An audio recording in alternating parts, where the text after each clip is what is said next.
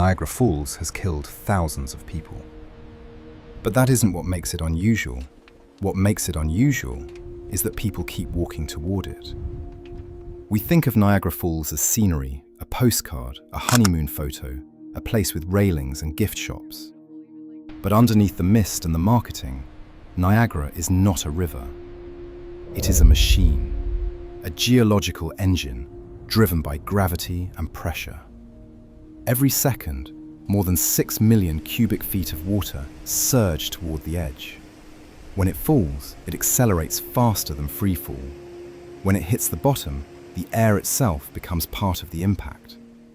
For 10,000 years, that machine has been grinding stone into sand, and every so often, it grinds people too. This is not the story of daredevils alone. It is the story of Niagara's strangest death traps. Moments when the river created the illusion of safety and humans stepped onto it. Because Niagara does not chase people, it waits. In 1901, a 63-year-old schoolteacher named Annie Edson Taylor stood near the edge of the American Falls inside a wooden barrel. She was not a stunt performer. She had no engineering team, no safety harness, only a barrel reinforced with iron bands and stuffed with padding. Her plan was simple: let the falls decide. Annie believed she would survive and become rich from fame. When the barrel was pushed into the river, it vanished instantly into mist. For nearly 20 minutes, the crowd believed she was dead. Then, the barrel appeared at the bottom. When rescuers cut it open, Annie was alive, bleeding, bruised, but alive. She became the first person to survive going over Niagara Falls. But survival did not bring fortune. Her manager stole most of her money. Her fame faded. She died poor. The public did not take away the lesson she hoped for. They didn't hear, "Don't try this." They heard, "It can be done." After Annie Taylor, Niagara Falls became a challenge instead of a warning. Men built barrels, steel drums, rubber spheres. Each new device promised better protection. In 1911, Bobby Leach went over the falls in a steel barrel. He survived but spent months in the hospital. Years later, he slipped on an orange peel and died. Niagara Falls did not kill him. A piece of fruit did. In 1930, George Stathakis went over the falls in a barrel with his pet turtle. The turtle survived. George did not. His body was found days later. Each survivor made the next attempt seem safer. Each failure was treated as bad luck. The waterfall did not change. Human confidence did. By the 1950s, Niagara Falls had become a stage.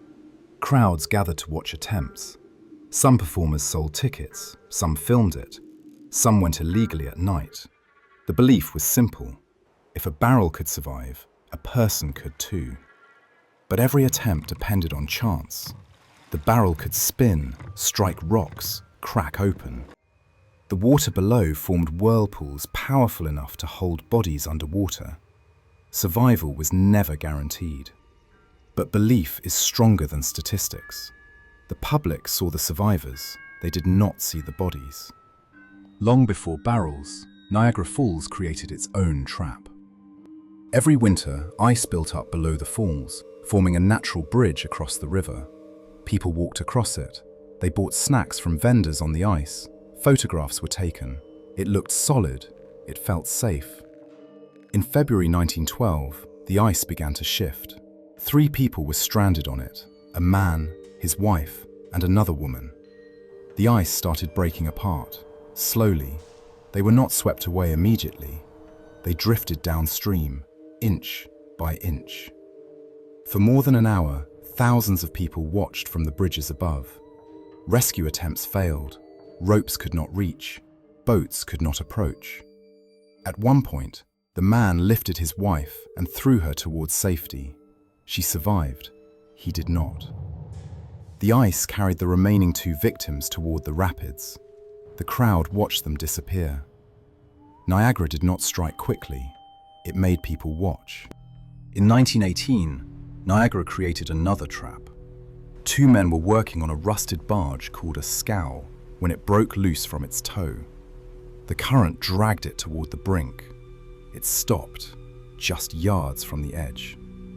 For 19 hours, the men stood on that barge, trapped between rescue and death. The water roared behind them. The drop waited in front of them.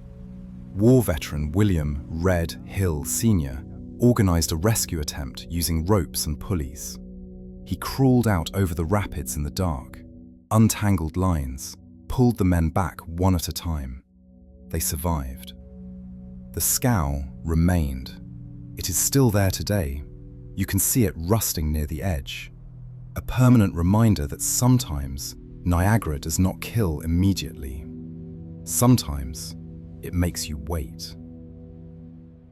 Niagara feels eternal, but it can be silenced. In 1848, an ice jam stopped the river completely for nearly a day. And in 1969, engineers intentionally turned off the American Falls to study its crumbling rock face. We know the falls can go dry, but for the people trapped on the ice bridge and the iron scow, the water was very much alive. The danger was not mystery, it was movement. As disasters piled up, so did inventions. Barrels became stronger. Designs became more complex. Some added air tanks. Some added shock absorbers. Each improvement created the illusion of mastery. But Niagara Falls was not a machine. It could not be tuned. It could not be predicted. By the 1960s, the falls had become a magnet, not just for stunts, but for desperation. Not performers, not engineers, people who wanted to disappear. The falls became symbolic, a place where endings vanished. Many bodies were never recovered. Water erased evidence. Time erased stories. In 1995, Robert Overacker rode a jet ski over Niagara Falls. He wore a rocket-powered parachute. The plan was to clear the falls and deploy the chute mid-air.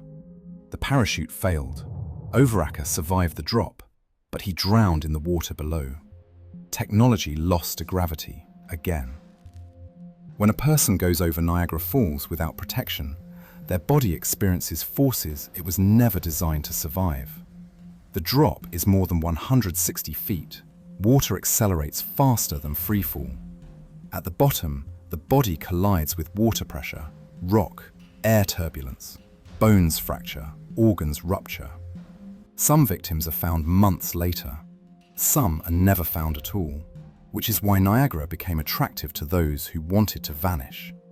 It was not just death, it was disappearance. Niagara Falls is not just a waterfall, it is a symbol. Power, finality, fame. People who challenged it believed, if I survive, I become legendary. If I die, I disappear. Both felt meaningful. And meaning is dangerous, because danger becomes acceptable when it feels important. By the late 20th century, authorities banned stunts. Barriers were built, patrols increased, the era of challenge ended. Not because the falls became safer, but because too many people misunderstood survival as permission. Niagara Falls was never conquered. It was misunderstood. The people who went over it did not master nature. They gambled with it, and sometimes the house lost. But most of the time, the house won. The barrels rotted, the bodies vanished, the fame faded, the water kept falling. So when people say they went over Niagara Falls, what they really mean is they trusted gravity to spare them. And gravity does not make promises.